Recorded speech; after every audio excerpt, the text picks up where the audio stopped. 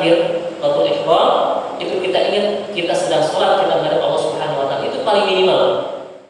Allahu Rabbi wal Islam dini wa Muhammadan Rasulullah. Assalamualaikum warahmatullahi wabarakatuh. Alhamdulillah wassalatu wassalamu ala Rasulillah wa ala alihi wa sahbihi wa man wala. Alhamdulillah, di malam hari ini Allah Subhanahu wa taala masih memberikan kita kenikmatan sehingga kita patut untuk mensyukuri semua nikmat yang Allah berikan kepada kita.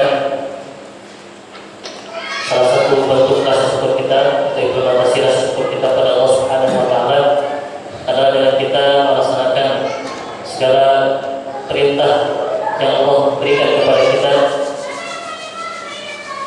dan juga kita menjauhi larangan-larangan Allah Subhanahu wa taala.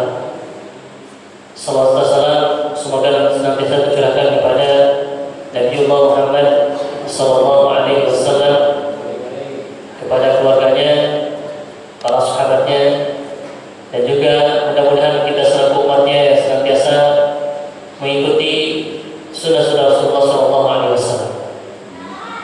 Bapak yang dimuliakan Allah Subhanahu wa taala, mohon izin insyaallah beberapa pekan yang akan datang saya terus diamanahkan oleh Ustaz Suratman untuk menggantikan sementara beliau terus yang bimbing haji insyaallah, sehingga insyaallah seperti yang kita akan coba sama-sama belajar, sama-sama kita sharing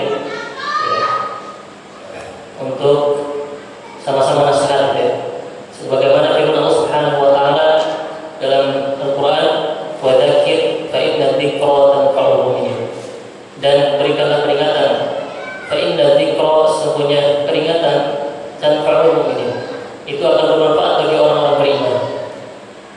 Bahkan Imam Asy-Syafi'i mengatakan dalam surah Al-Asr, wal 'asr innal insana lafi khusr illa alladziina aamanu wa 'amilus shalihaati wa tawassaw bil haqq wa tawassaw bis sabr. Imam Syafi'i mengatakan cukuplah bagi orang beriman itu membaca surah Al-Asr dan mengamalkannya, insyaallah dia akan selamat. Apa maksudnya? Di situ ada kaidah yang mengatakan dalam surah Al-Asr itu demi waktu. Kenapa Allah Subhanahu wa taala dalam Al-Qur'an menyebutkan semua waktu? Bahkan bersumpah dalam Al-Qur'an itu semua waktu. Waktu malam ada wal laili idza yaghsha. Waktu siang wan nahari idza tajalla. Kemudian waktu duha wal duha wal laili idza saja. Waktu fajar wal fajr. Kemudian waktu asar wal asr. Karena apa? Saking pentingnya waktu. Terkadang kita lalai dengan waktu yang Allah berikan kepada kita. Pada hakikatnya Imam Hasan Al-Basri mengatakan sesungguhnya manusia ketika semakin bertambah usianya maka semakin berkurang rezekinya. Kenapa berkurang rezekinya? Dalam hadis bukan seseorang tidak akan meninggal kecuali telah habis rezekinya.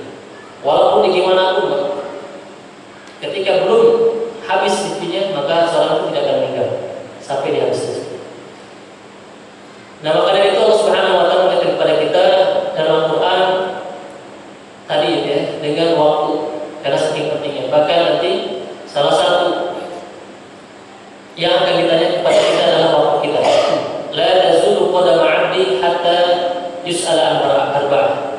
Tidak akan bergerak seseorang ketika nanti kelak akhir, ketika kita dibangkitkan Allah Subhanahu wa taala, kemudian dikumpulkan di yaumul mahsyar, maka seorang tidak akan bergerak kecuali yus'ala an arba'ah, kecuali ditanya 4 hal. Salah satunya adalah an umrihi fi ma'afna, tentang umurnya, apa yang dilakukan dengan umurnya. Kalau kita juga merenungi hadis Rasulullah SAW bahwa kehidupan kita di dunia ini hanya sebentar, 60 tahun, 70 tahun, 80 tahun, mungkin 100 tahun gitu ya. Bahkan umat Rasulullah itu dibatasi sampai 63 tahun, selebihnya di bawah itu. Bahwa perhitungan usia kita dengan usia kita di akhirat. Satu hari di akhirat sebenarnya 1000 tahun. Sehingga kita di bumi itu ya seperberapanya Pak kita hidup itu. Tidak sepersepuluhnya Pak. Satu harinya gitu. Kita hanya diberikan usia 60 tahun, seperakhiratnya itu sehari di akhirat itu seperberapanya, sepersepuluhnya pun enggak. Tapi sangat sebentar sekali. Makanya Allah Subhanahu wa taala kiamat itu ya sebentar, kalau basar, seperti kita memiliki mata. Ya kan sebentarnya itu. Dan bahkan nanti kelak di akhir penungguan kita menunggu hisab ketika kita dibangkitkan itu lama. Bahkan ada yang dalam keterangan sebutkan khamsina alfasana, 50.000 tahun, insyaallah. Maka saking kesalnya manusia itu kalau itu mereka datang ke Nabi Adam, wahai Nabi Adam segerakanlah gitu ya, dihisab. Udah capek gak kuat mungkin. Datang lagi ke Nabi Nuh, wahai Nabi Nuh, engkau dekat dengan Allah, minta kepada Allah supaya cepat dihisabi. Kemudian kata Nabi Nuh, saya tidak bisa. Pergi lagi ke semua Nabi itu. Kenapa? Manusia sudah putus asa, biarkan udah gitu ya. Biarkan saya masuk surga, terus udah ya, sudah selesai. Padahal setelah masuk surga neraka itu terus perjalanan panjang gitu ya. Nah, saya kira saya menunggu Pak. Makanya orang-orang yang diberikan nikmat Allah Subhanahu wa taala, mereka adalah orang-orang yang beriman, mereka orang yang selamat, mereka orang-orang yang benar. Nah, insyaallah kita sebagai orang beriman, kita mengharapkan kemenangan di dunia maupun di akhirat. Mari kita sama-sama mengkaji surah Al-Mu'minun. Ya, dalam Al-Qur'an itu ada surah Al-Mu'minun, ada surah Al-Mu'min. Nah, ini kita coba kaji surah Al-Mu'minun. Ya, insyaallah kita akan mengkaji surah Al-Mu'minun, yaitu bagaimana ayat pertamanya terkait dengan siapakah orang-orang yang beruntung, siapakah yang orang yang akan selamat di dunia maupun di akhirat, dan siapakah yang mendapatkan kemenangan. Ayat yang pertama Allah Subhanahu wa taala berfirman, qad aflahal mu'minun. Sungguh aflah itu menang.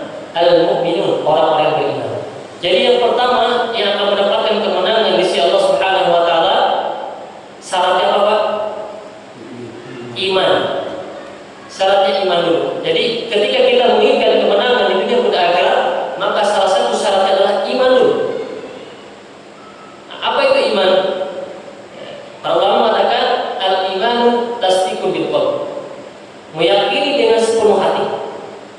Ketika kita mengatakan iman kepada Allah, kita meyakini dengan sepenuh hati kita bahwa Allah Subhanahu wa taala Maha segalanya. Allah Subhanahu wa taala merupakan ilah, Tuhan kita. Allah Subhanahu wa taala yang mengatur hidup kita. Yakin, seyakin-yakinnya tidak ada keraguan, la raiba fi.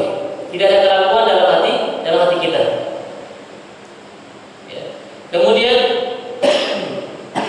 yang berikutnya adalah al-qaul bil lisan. Ketika kita beriman, setelah kita meyakini dalam hati kita, kita ucapkan dalam lisan kita, asyhadu an la ilaha illallah, asyhadu anna Muhammadar Rasulullah. Bahkan kita mengucapkan sehari semalam berapa kali, Pak?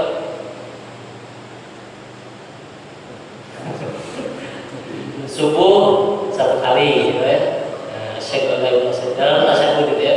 Kemudian zuhur imamnya 2 kali. Itu belum salat sunnah ya, berarti 3 kali. Kemudian asar 2 kali. Berarti sudah 5 kali ya. Kemudian maghrib tambah 2 7 kali. Kemudian tambah lagi isya 2 berarti 9 kali. Minimalnya kita mengucapkan syahadat, bersaksi kepada Allah, asyhadu, sungguhnya aku bersaksi alla ilaha illallah, tidak ada Tuhan yang berhak disembah kecuali Allah Subhanahu wa taala. Kita bersaksi wa asyhadu anna Muhammadar Rasulullah. Dan kita juga bersaksi bahwa Rasulullah Muhammad adalah utusan Allah Subhanahu wa taala. Sehingga kita mengucapkan, mengikrarkan dalam hati kita, mengikrarkan dalam lisan kita, asyhadu an la ilaha illallah wa asyhadu anna Muhammadar Rasulullah. Makanya kita mengucapkan persaksian kita di hadapan Allah Subhanahu wa taala. Kita mengaku beriman, yakin sepenuh hati kita, tidak ada keraguan yang kita ucapkan. Ya, salah satunya dalam salat kita. Ya, makanya salah satu bentuk keimanan seseorang ketika ingin masuk ke dalam Islam, maka dia ikrarkan, harus ikrar asyhadu an la ilaha illallah wa asyhadu anna Muhammadar Rasulullah. Ya. Jadi dia mengikrarkan. Ya. Kemudian yang ketiga, orang dikatakan beriman tadi apa? Yang pertama kita yakin dengan hati kita. Yang kedua ucapan kita. Yang ketiga al-amal bil jawarih, yaitu beramal dengan anggota badan kita. Tidak dikatakan orang saya beriman tapi nggak mau sholat, saya beriman tapi nggak mau puasa, saya beriman tapi nggak mau zakat, saya beriman tidak mau beramal soleh. Maka keimanannya kata Allah Subhanahu Wa Taala, walakin qulu aslamna. Kamu belum beriman akan tapi baru berislam. Ketika dia tidak mau mengerjakan apa yang diperintahkan Allah Subhanahu Wa Taala, ya, katakannya boleh Islam, ya. Bisa jadi orang itu tidak beriman, melaksanakan apa perintah Allah Subhanahu Wa Taala. Tadi tiga hal itu, ya. Maka qad aflaha al-mu'minun, sungguh telah beriman, telah menang orang-orang beriman. Karena di sini disebutkan surat ini, ya, kenapa dinamakan al-mu'minun? Karena di ayat pertama disebutkan qad aflaha al-mu'minun. Di sini disebutkan isyaratul mu'minin bil falahil 'azim. Sesungguhnya ini adalah kabar gembira dari Allah Subhanahu Wa Taala bil falah, dengan kemenangan al-'azim, kemenangan yang besar. Baik itu di dunia maupun di akhirat. Di dunia Allah Subhanahu Wa Taala memenangkan orang-orang beriman. Di akhirat tentunya Allah Subhanahu Wa Taala menyiapkan surganya dan menyiapkan kenikmatan-kenikmatan yang Allah berikan kepada orang-orang beriman. Syaratnya adalah kita beriman. Qad aflaha al-mu'minun. Nah, kemudian disifatkan siapakah orang yang akan menang, siapakah orang beriman itu sesungguhnya. Mari kita lihat di ayat berikutnya. Alladzina hum fi shalatihim khashi'un. Syarat pertama orang dikatakan beriman, syarat pertama orang dikatakan akan menang, mereka adalah alladzina hum, mereka fi shalatihim, di dalam salatnya khashi'un. Ini berat. Jadi mereka itu adalah orang-orang yang khusyuk dalam salatnya. Nah, inilah salah satu dalam hadis disebutkan, salah satu yang akan dicabut dari orang-orang beriman adalah kekhusyuan dalam salat. Kadang kita gitu, Allahu Akbar, takbir, kita takbir itu. Kepala kita kemana-mana, pikiran kita kemana-mana. Terkadang seperti itu. Makanya kata Imam Al-Ghazali katakan, imannya ketika kita ingin khusyuk, kita ingat ketika kita takbir Allahu Akbar. Kita takbir waktu ihram, itu kita ingat kita sedang sholat, kita menghadap Allah Subhanahu Wa Taala. Itu paling minimal. Ya. Itu paling minimal, karena khusyuk itu ada tingkatannya. Bahkan seorang sahabat, ya, ketika dia terkena panah, ketika dia mau dicabut, kalau sekarang tidak operasi itu, ya, pencabutan panah, gitu, ya. Nah, kata sahabat ini mengatakan, tunggu dulu, saya mau sholat dulu. Jadi ketika dicabut anak panahnya ketika sholat, kenapa? Saking khusyuknya, Pak. Saking khusyuknya nggak terasa gitu. Kalau kita mau digigit semut, sakitnya. Nah, orang yang beriman, orang para sahabat berbeda di dalam tingkatan khusyuan ini. Makanya salah satu yang akan dicabut pertama adalah orang-orang yang beriman adalah khusyuan dalam sholat.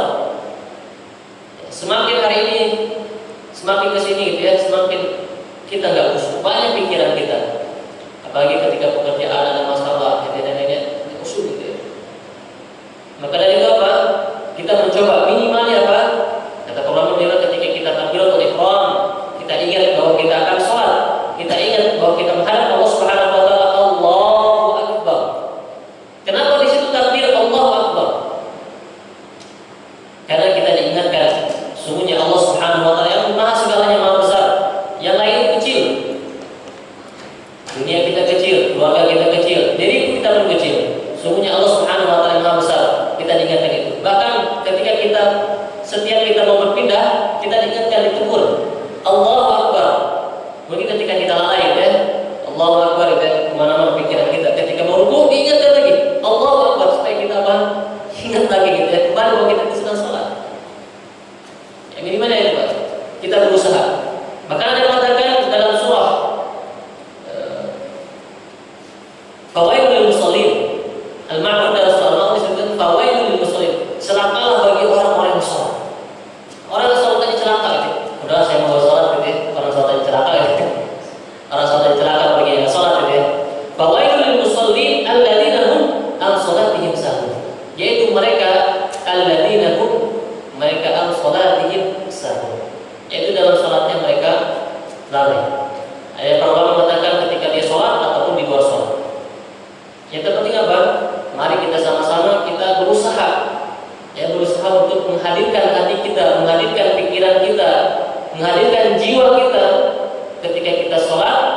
maka kita khusyuk. Minimal kita mengingat bahwa kita sedang sholat, ingat kepada Allah Subhanahu wa Ta'ala. Nah, di sini disebutkan tafarruq laha qulubuhum wa tasqulu jawarihum.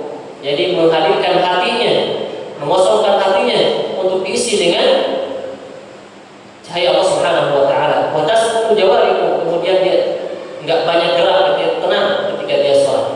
Ya. Kemudian berikutnya, ciri yang kedua, orang beriman akan mendapatkan kemenangan adalah walladzina hum 'anil lagwi mu'ridun. Yaitu mereka yang menjauhi